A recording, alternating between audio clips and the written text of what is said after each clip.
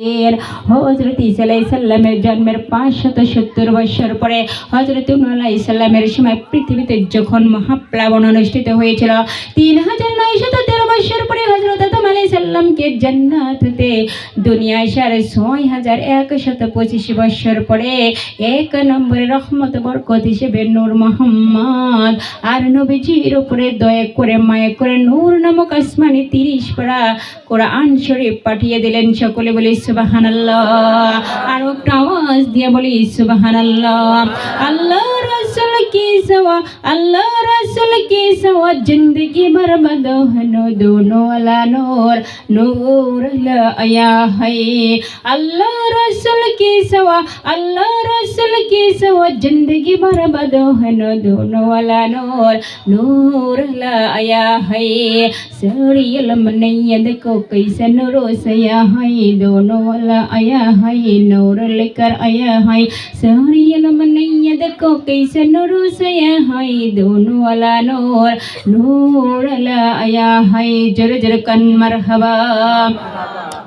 আমার দরদে মায়ের গভীর মনোযোগ দিয়ে শুনবেন রে মা। ওরে আল্লাহর বান্দিরা, জান্নাতি নারীদের গুণাবলী কেমন হওয়া দরকার, জান্নাতি নারীদের ব্যবহার কেমন হওয়া দরকার, কি কি গুণ থাকলে জান্নাতে যাইতে পারবেন। আল্লাহ রাব্বুল আলামিন বলেন, কোন নারী যদি 4টি আমল করে, আমি 4টি আমল করার কারণে আমি আল্লাহ রাব্বুল আলামিন জান্নাতের 8টি দরজা খুলে দেব, আর সে যে কোনো দরজা দিয়ে জান্নাতে প্রবেশ করতে পারবে। জোরে বলেন সুবহানাল্লাহ, আর একটু আওয়াজ দিয়ে বলি সুবহানাল্লাহ। আমার বাজানেরা, একদিন নবীজি রয়ের নবী, রহমতের নবী, বিশ্ব নবী জনাবে রাসূলুল্লাহ সাল্লাল্লাহু আলাইহি ওয়াসাল্লাম মসজিদে নববীতে সাহাবাদেরকে ডাক দিয়ে বলতেছে, ও সাহাবারা তোমরা শুনে নাও, তোমরা জেনে নাও, মহিলাদের আমল করতে হবে 4টা। জোরে বলেন কয়টা? আমার বাজানেরা, সাহাবারা বলতেছে, ইয়া রাসূলুল্লাহ, ইয়া হাবিবাল্লাহ, 4টি আমল কি কি? আল্লাহর নবী বলতেছেন, 1 নম্বর নামাজ, 2 নম্বর রমজান মাসে রোজা, 3 নম্বর স্বামীর খিদমত করা, 4 নম্বর পর্দা। আমার মা জান দয়ার নবী যখন এই 4টি আমলের কথা যখন মসজিদের ভিতরে ঘোষণা দিয়ে দিলেন, মসজিদের ভিতরে ছিল হযরত আলী রাদিয়াল্লাহু তাআলা আনহু, তিনি কি করলেন, সোজা বাড়িতে রওনা দিলেন। বাড়িতে গিয়ে বলতেছে, ফাতেমা, ও ফাতেমা রহমাতুল লিল আলামিন, মসজিদের ভিতরে ঘোষণা দিয়ে দিলেন মহিলাদের আমল করতে হবে 4টা। আমার মা জান মা ফাতেমা রাদিয়াল্লাহু তাআলা আনহা শোনার সঙ্গে সঙ্গে নবীজির বাড়িতে রওনা দিলেন। নবীজির বাড়িতে রওনা দিয়ে বলতেছে, আসসালামু আলাইকুম ইয়া রাসূলুল্লাহ, ইয়া হাবিবাল্লাহ, আমি জানি 4টি আমল জরুরি, কিন্তু 4টি আমলের মধ্যে সবচেয়ে দামি আমল কোনটি? আমার মা বোনদের জানার দরকার আছে না নয়? আমার মা জানেরা রহমাতুল লিল আলামিন বলতেছে, ও ফাতেমা শুনে নাও, জেনে নাও, 1 নম্বর নামাজ, নামাজ হচ্ছে ওয়াক্ত মতো নামাজ। ফজরের সময় ফজর, জোহরের সময় জোহর, আসরের সময় আসর, মাগরিবের সময় মাগরিব, ইশার সময় ইশা। নামাজ হলো ওয়াক্ত মতো ফরজ। স্বামী যখন কাছে থাকবে স্বামীর খিদমত করাটাও ফরজ। রমজান মাসের যখন রোজা আসবে, রমজান মাসে রোজাটা রাখাও ফরজ। আর পর্দা এমন একটা বাধ্যতামূলক রে মা, প্রাপ্ত বয়স্ক হওয়ার পর থেকে মৃত্যুর আগ পর্যন্ত পর্দা বাধ্যতামূলক। জোরে বলেন সুবহানাল্লাহ, আর আওয়াজ দিয়ে বলি সুবহানাল্লাহ। এই পর্দা সম্পর্কে আমার আল্লাহ রাব্বুল আলামিন কোরআনুল কারীমের সূরা হাজাবের 33 নম্বর আয়াতে আমার আল্লাহ রাব্বুল আলামিন জানিয়ে দিলেন, ওয়াকুরনা ফি বুয়ুতিকুন্না ওয়ালা তাবাররাজনা তাবারুজাল জাহিলিয়াতিল উলা। জোরে বলি আল্লাহু আকবার।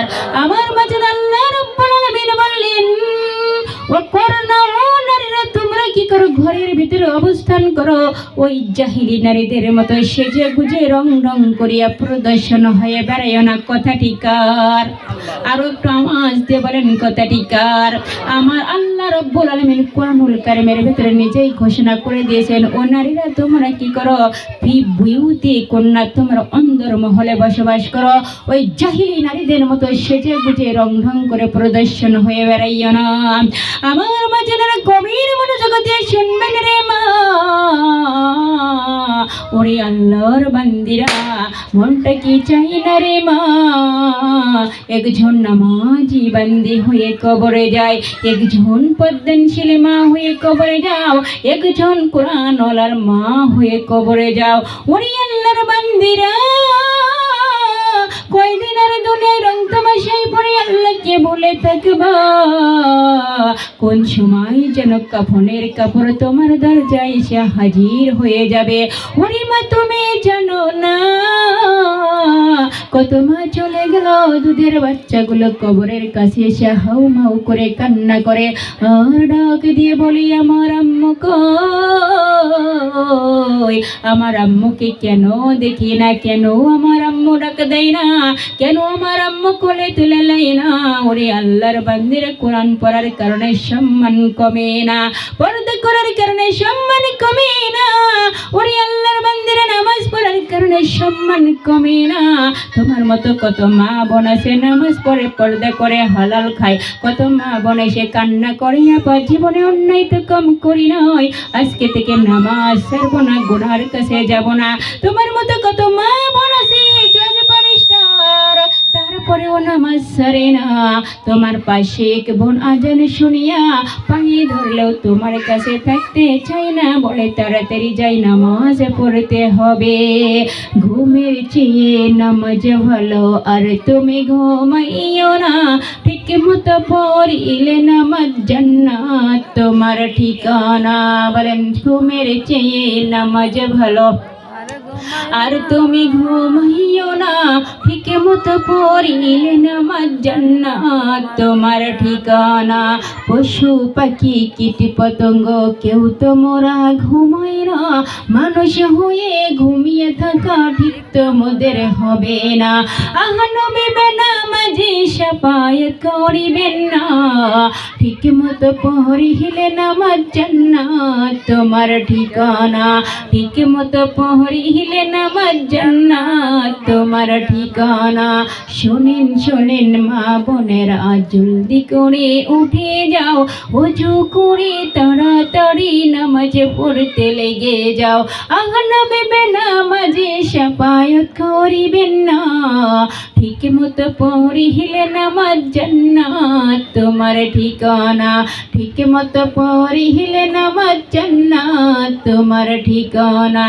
আজান কানে শুনিয়া কেমনে থাকো ঘুমাইয়া, কথা কোন ঠিক কিনি? আজান কানে শুনিয়া কেমনে থাকো ঘুমাইয়া, কবরের যাবের কথা একটু স্মরণ করো না। চিন্তা করে দেখো না, কবরে কি যাইবা না, চিন্তা করে দেখো না, কবরে কি যাইবা না। যেই কবরে আল্লাহ সারা বন্ধু কেহ থাকবে না, চিন্তা করে দেখো না, কবরে কি যাইবা না। জোরে জোরে কান মারহাবা। ওরে আল্লাহর বান্দারা, তোমার মতো কত মা বোন আছে নামাজ পড়ে পর্দা করে হালাল খায়, কত মা বোন এসে কান্না করে, আপা জীবনে অন্যায় তো কম করি নয়, আজকে থেকে নামাজ ছাড়ব না, গুনার কাছে যাব না। দুনিয়ার এই মজা কিছুই না, আল্লাহর ভয় যখন অন্তরে ঢুকবে তখন তোমাকে লম্বা বয়ান দরকার হবে না। জাহান্নামের ভয় যখন অন্তরে ঢুকবে তখন তুমি নিজেই জাহান্নামের ভয় নেক আমলের জন্য